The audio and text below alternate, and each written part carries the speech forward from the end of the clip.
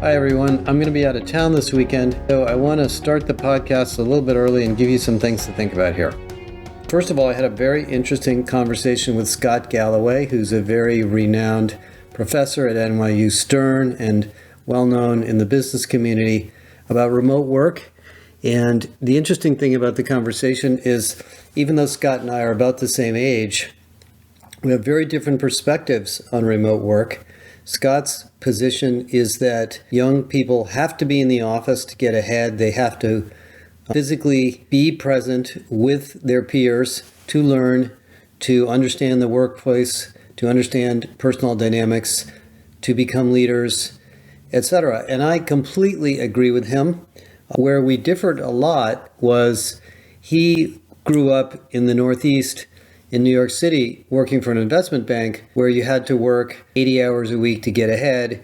And during the first 5 or 10 years of his career, he was very, very active and very, very successful, which he believes launched himself into the career that he's in today, which is quite an interesting career he has.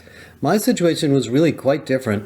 I spent really 20 years, 15 to 20 years of my career in mid-level jobs doing things I loved. I loved being an engineer. I loved working in sales. I loved working in customer service and customer support. I loved doing product marketing. I loved doing product management. I loved doing corporate marketing. And I had 8 or 10 really interesting assignments in technology companies, including some very fast-growing companies, as well as 10 years at IBM, before I became an entrepreneur, before I became successful in the current definition of success, which really didn't happen to me until I was in my 40s, mid-40s. So the difference, I would say, in our perspective is, Scott's perspective is the sooner you lean in and strap yourself in for a rocket ship career, the better. In my case, it took later. And it worked out fine for me because I learned a lot of things early in my career. And that means that if you work from home and you choose to work from home, which many people do, by the way, I think I shared the research that I found that shows that from Gallup, that the people who work 3 to 4 days in the office have the happiest work lives, much happier than the people that work 5 days in the office. That you just do have to lean in and show up every now and then, because it is important to get to know people and learn how to work together. So that was a really interesting conversation. Let me add on the topic of remote work that this week Amazon workers are planning a walkout because they're unhappy with management's mandate getting all white-collar workers back in the office, which Elon Musk has made a big stink about this too. I've done a lot of research on this and I've talked to a lot of companies, and that is not necessary and probably not a good idea. Second thing that happened this week is we finished the big AI white paper we're going to be introducing at our conference. Irresistible has about 40 or 50 seats left. If you'd like to come, it will fill up. Go to irresistible2023.com to register. And we have just an incredible lineup of activity and speakers and fun and games and things on the USC campus and visits to different corporate offices and things going on there. But one of the things that is discussed in that paper is the 3 generations of AI. The first generation being the bolt-ons, which I consider a generative AI basically to be a bolt-on to an existing product. So if you're a vendor and you add generative AI, I consider that generation 0 or integration of existing systems of AI into your platform. The second is using machine learning and various forms of AI in your system, and that is typically what transaction systems do, like Workday or Oracle or SAP, although they're all changing. And then the third is what I call second generation systems that are built on AI first and become transactional systems later. And that sounds odd, but I had a really interesting conversation with Ashutosh Garg yesterday from Eightfold, and I've talked to the folks at Seekout and a few others that are AI-first companies. And what they've basically discovered is that when you build an AI-centric system first that can deal with very complex, heterogeneous data sources, finding, in a sense, signal from noise with many, many complex data elements, you can then store data in a transactional form from that. And we had a long conversation with SuccessFactors last week about their architecture, and they are moving to an AI-centric architecture. They are moving to a second-generation architecture. They see the need for that in the HXM SuccessFactors platform. Workday is doing a lot of work on machine learning in their platform as well. They are using it to simplify workflow processes, make better recommendations of Workday, make Workday easier to use. They haven't experimented with an entire large language model for an entire corporate's HR data set yet, but they are playing around and they have a lot of machine learning engineers working on things. And so it'll take some time to shake out what the traditional ERP types of technologies do in the world of AI. But as an engineer myself and a data person, I do believe that the ROI and the value add of an AI-centric system is going to be an order of magnitude greater than that of a transactional system. Transactional systems are never going to go away. You got to pay people and you got to store data and you got to keep records on things. And I mean, that's not a bad business to be in. But to suddenly pretend that your transactional system is an intelligent system isn't really fair. And that's the reason we're putting out this big white paper. So you'll get that at the conference. And we will also be previewing our AI there and talking with quite a few leaders in the AI industry there, including some faculty from USC, some folks from Microsoft, and some other companies. But that's another kind of latest thing that happened this week. The third thing I want to mention is the job market and economic data that's been coming out.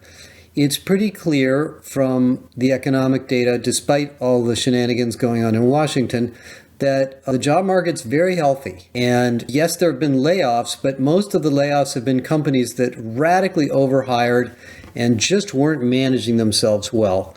And my perspective on that, as you're going to hear about in systemic HR, is you should never be hiring willy-nilly, even in the best of times, to compete with your market competitors, because you end up creating a bureaucracy. And that's what happened to a lot of these tech companies that overhired. But generally speaking, even though there's a little bit of a layoff scenario going on in some companies, most companies are doing pretty well. And we're now coming to the grips with the new demographic reality that the number of people to hire in the world is probably going to flatten or decrease. In fact, some really striking data came out about China that I think China has been lying about their birth rate and the growth of their population.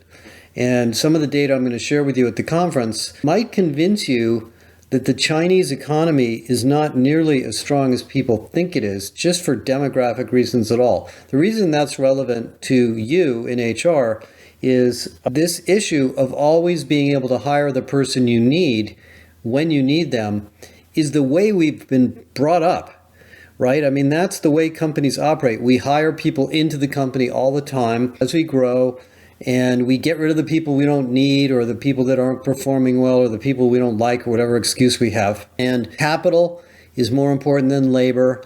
And so the labor is a little bit more of a replaceable part in the expense side of the ledger. That's just not going to be true anymore. We aren't going to have the workforce availability in the future that we've had in the past. And this has been happening slowly and slowly and slowly more and more and more. And as I've thought a lot about my keynote at the conference and what I'm going to contrast over the last several decades, both that I've been doing this work and prior to that, the most existential change that we're going through is the shortage of labor. Now, coupled with that is technology. And there's no question in my mind, and I'm sure you're all coming to the same conclusion, that AI, or this intelligent technology that we now are beginning to get our hands on, is transformative in many, many ways. The productivity increases, the amount of automation we can put into jobs, including white-collar jobs, and the sort of creative unleash of generative AI is going to change the amount of work every individual person can do. And if you want to be a profitable company competing against others that are using AI, you're going to have to do the same thing. So you thought digital transformation was tough for the last 20 years. This one's going to be even bigger. I don't think it's going to be as hard because we've gotten familiar with this idea of transformation, but it's going to be significantly important and in some sense a mandate. And that leads me to the third thing I want to talk about, which is the Pacesetter research. And I've talked about this in the past, but I've had a lot of time to socialize it with many companies. We're going to be introducing a big new study next week on the consumer packaged goods industry. The CPG industry is massive. These are companies like Nestle, Mars, Unilever, Clorox, General Mills. These are companies you do business with all the time, Coca-Cola, every day. The historical way those companies worked is they either developed through research or they acquired brands that had particular products, consumer products that were well known or well established in their market segment. And their company was basically a big distribution company. And so what they would do is there would be a fair amount of R&D in developing something new, and there would be this massive distribution network of truck drivers, store shelves, retailers, online activities all around the world to get that stuff to the market so that we would buy it and consume it. And so the vast majority of their infrastructure and skills and investment was in that supply chain and distribution process. Now, two things have changed, and you'll read about this in the report if you're a member, but I think it's relevant to every company. Number one, consumers became very, very discriminating. Right now, I'm very worried about food and even skincare products and even sunscreen when I go for a bike ride that doesn't have healthy things in it.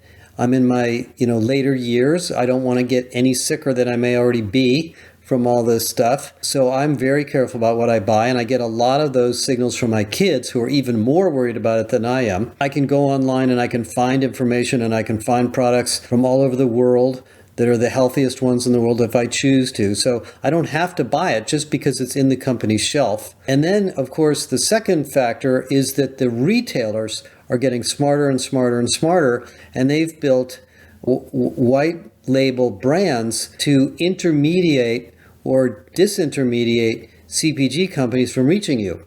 If I go to Whole Foods, where I happen to go shopping fairly regularly, the 360 brand, which is a selected Amazon brand, disintermediates lots and lots of other companies. So the CPG companies have to get smarter about data and markets, and they have to get closer to their customers. That isn't something they were really good at. They were reasonably good at R&D, but most of their business was scale. And this goes back to the big discussion I had in the last podcast about the industrial scale model of business. These companies, just like everybody else, have to become customer intimate companies. They can't think about the consumer as one giant market anymore. They have to think about all the micro markets of consumers, and they have to build products and marketing campaigns and eventually forms of distribution to meet them directly. They can't assume that Walmart or Target or whoever they're going through is going to distribute their products effectively for them. I distinctly remember when I was at Sybase 15 or 20 years ago, and we were selling a lot of data warehouse software to consumer companies, their real strategy was to get products on the shelf so that you could buy it and you could find it. Well, even though that remains an important part of their business, is now they have to be very smart about data, location, sentiment, competitors, and you'll see in the report how different the skills are amongst these companies. And the pace-setter CPG companies, just like the pace-setter healthcare companies, the pace-setter banks, the pace-setters in the other industries that were studies, are really good at identifying these critical new skills, and they don't just talk about them, they lean in and they use them. And here's the thing about advanced skills. Talking about advanced skills, we can talk about it till you're blue in the face, but until you actually have somebody using them, you don't know the implications of them. Every company I've ever worked at in my entire career, there have been a few people kicking around. Sometimes they're kind of over in the corner that are just hacking away at something that's really different. And sometimes we don't respect them or pay attention to what they're doing.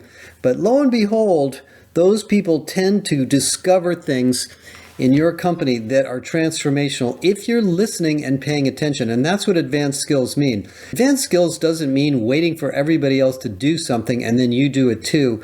It means trying new things in technology, in consumer, in the business processes in whatever it is you're working on in your functional area, including HR, by the way, and learning from those new ideas. And in the world of HR, we don't do enough of that, although we're starting to do more and more and more of it. We've had quite a few senior level discussions with HR leaders as we prepare for the conference. And in addition to the pace setter issues on the business side, there's the pace setter issues in HR. Because the more we discuss systemic HR with people, the more we see people nodding their head and saying, absolutely, absolutely, absolutely, we need to do this. And then they look around at the team and the ability to change within the HR department, and they say, well, we need to do this ourselves. And that is a cultural strength that we're going to talk about in the conference, and we're going to really highlight, and we're going to give you some information. We're going to highlight 2 award winners. We're going to give away 2 awards for 2 very interesting companies at the conference that I think you're going to learn a lot from on how to operate at scale without necessarily hiring more people, how to transform the company through HR, and how to build a full stack end-to-end systemic HR operation. So that's a lot of new stuff that we'll be talking about in the next couple of weeks too. The final thing I'll touch on as we wrap up the podcast for the weekend, given that it's a little bit early here, is a piece of research we're just finishing with AMS, Alexander Mann, who we're working with on all sorts of things in recruiting. And it has to do with the time to hire. And if you look at time to hire data, it's a metric that a lot of recruiting firms and recruiting organizations look at. It's been extending little more and more and more year by year. The average time to hire in the benchmarks we're going to publish is in the 45 to 50 days. That's almost 2 months. And it's lower for some jobs and higher for others. Why is it so long? Why does it take so long to hire people? Well, one is, of course, the unemployment rate is very low, so people can look around and be very discriminating on the jobs they take. But the ultimate reason is the process of hiring in most companies is kind of a bureaucratic mess. We've got this candidate pool development process to bring in candidates. We have the sourcing process of matching a candidate to an opportunity. Then we have the process of interviewing and screening, which goes on for weeks and weeks and weeks. Then we have the process of generating a job offer and negotiating a set of benefits or pay that the individual will be willing to take. And then there's the process of getting the person to come join us. 45 to 50 days or 2 months is actually pretty fast, but it is a long time. So the question that you ask yourself is, given that it takes that long and it's expensive, and in some cases it's not going to work out, some percentage of the people you hire are not going to be a good fit for just random reasons, things you missed. Why do we spend so much time on hiring? Well, first of all, there are companies like AMS that are very good at simplifying this process so you can be more strategic about it.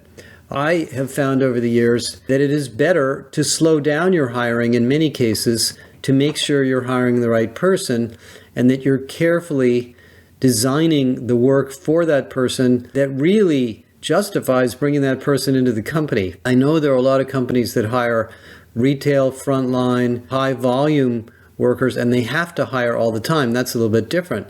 That's a different situation. Those time to hire situations can be very short. But for the more high value, difficult, skill-oriented jobs, it is okay to slow down. So if you can bring in a company like AMS to help you, and you can accelerate that process, you can have a huge impact on the agility of your company. Because if it's taking you 60 days to hire somebody and you're doing a reasonably good job at it, think about what's happening during that 60-day period in terms of how your company's changing. There's basically a big lag. There's a 2-month lag between everything you want to do and when you get started doing it. And by the way, as you know, when somebody starts in your company, they don't become productive the first day. It takes probably 60 to 90 days before they really know what's going on, maybe even longer. So this extended time to hire issue is really quite an interesting problem we have. It's not going to get any better the way the job market is working now. And you can use companies like AMS to help you develop a much more scalable process, or you can do it yourself. And of all the things we've learned in the GWI research and in the Pacesetter research, in the area of recruiting, you really need a systemic approach. You need to look at internal candidates.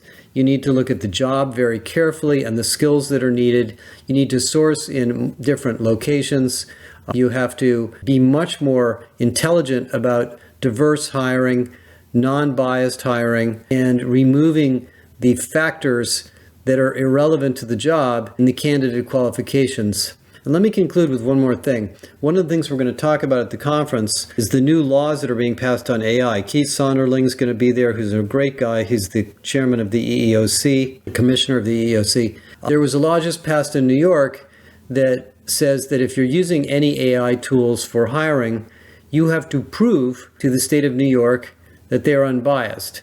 And the interesting thing about that law is it's actually sounds like a good idea, but it's also the beginning of a little bit of chaos. And Keith's going to talk about this because even before that law was passed, there are EEOC regulations about fair hiring practices. So whether you use AI or a recruiter or you're just randomly picking people up off the street to join your company, if you discriminate in hiring, you can be sued. And I actually was sued by somebody who thought there was discrimination in our hiring process. There wasn't.